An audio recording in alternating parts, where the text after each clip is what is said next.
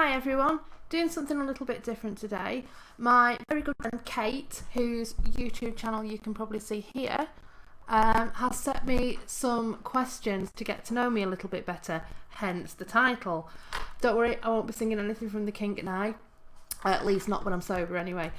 So what I've done, she sent me the 5 questions by email. I've been very professional and written them all on little cards, and let's get on with it.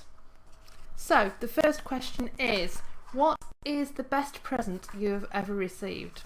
So if we go back to when I was a child, it's a toss-up between a camera for my 14th birthday, which I received 2 months ago because I was on a school exchange to Germany.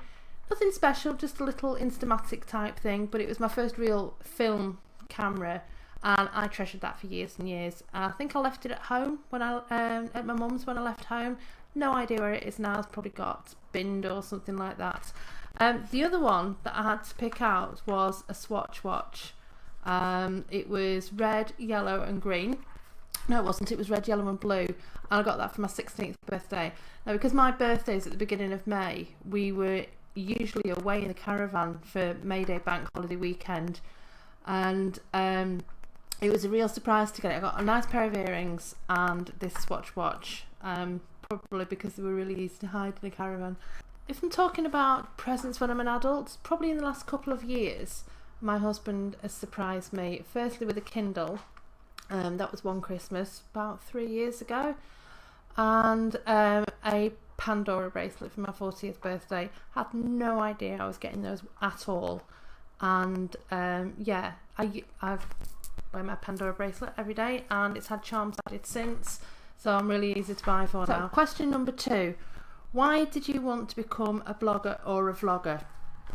Right. 2003 I started a blog, and that blog is still in existence now. It was really just to empty all the thoughts out of my head, and it had a number of guises with a number of different names, but I fell out of love with blogging for a while. And it was back in the day when nobody ever read it. It was just my corner of the internet to do with what I wanted. Then in 2009, I reinvented my blog, sort of re-released it, reinvented it, and started talking about the things that made me who I am today.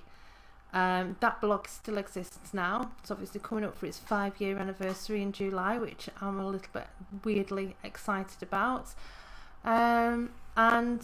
Yeah, I've split it out into 3 parts now. So I've got my personal blog, I've got a geeky, techie type blog, and I've got a quiz blog as well. But I'm happy writing on there. I love it. And the reason I'm vlogging now is I've never ever been good in front of a camera, and this is all part of me finding out more about myself and sort of giving myself a little bit of a confidence boost, really. I don't care who watches it, although I really appreciate everybody who watches it. And it is just really an extension of me and my blog. So it all, for me, ties in together really well. Question number 3. When was the last time you cried and why? I don't cry a lot. I bottle things up.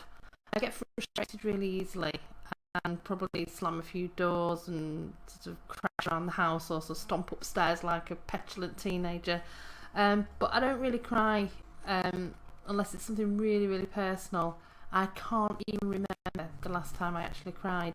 However, you cry on the television, like episode of or channel that are really personally hard hitting, which things like My Last Summer and other programs like that. So I'm a bit pathetic, really. I don't cry about the stuff that is personal, but I do cry about the stuff that's personal to other people. Don't hate me for it. Question number 4. If you could live anywhere in the world, where would it be? This one's really easy for me. I would very probably split my time between 2 places. The first, I would have to have a flat or a house in London. I absolutely adore that place, and obviously if I'm buying a house in London, it means that I've got enough money to live without working. So I would be able to just spend all my day travelling up and down on the tube and going to see the sights and just experiencing the whole London atmosphere. And then my second place, my second home, would be in Ibiza. Absolutely love that island. Fell in love with it the first time I went. The second time I went, we decided that's where we're going to retire, hopefully. But yeah, I don't know.